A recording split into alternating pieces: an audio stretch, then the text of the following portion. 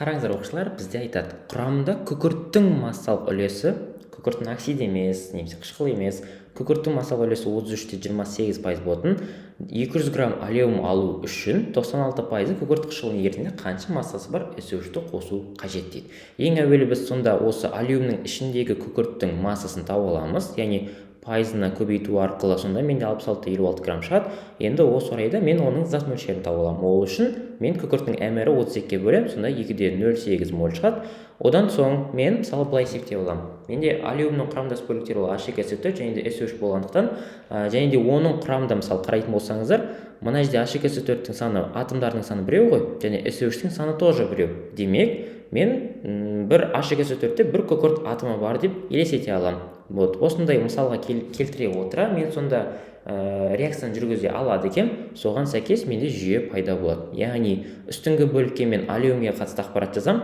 Алюминнің ішінде, яғни мысалы H2SO4-тің мрі 98X, SO3-ке менде 80Y тең болады, ол менде 200 граммға, яғни алюминнің массасы. Ал астындағы мәндер, олар менде күкіртке тиесілі болады. Яғни H2SO4-тегі күкірттің саны біреу, X қосыласын ол жерге Y-тің саны біреу, тең болады екен, осы жерде күкірттің зат мөлшері, яғни 2,8 моль.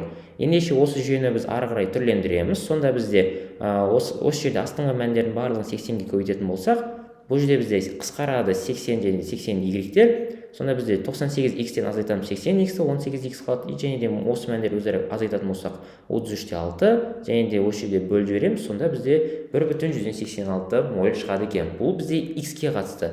X-те отырғанымыз осы жердегі H2SO4. Сонда біз масса H2SO4 тауып алатын болсақ, оның мріне көбейтеміз, сонда сәйкесінше жауап шығады. Ал бізге енді осы жерде SO3-ті табу үшін бізде қалған 200 граммны азайтып тастайтын болсақ, бізде 17,07 грамм шығады екен. Сонда осы жазған ақпараттардың барлығын біз қазір стаканчик арқылы өзімізше түрлендіріп аламыз. Ендігі кезекте бізде осы шыққан мәндердің барлығын дұрыс орналастыра білу, яғни мысалы біз стаканчиктер арқылы қойып алдық.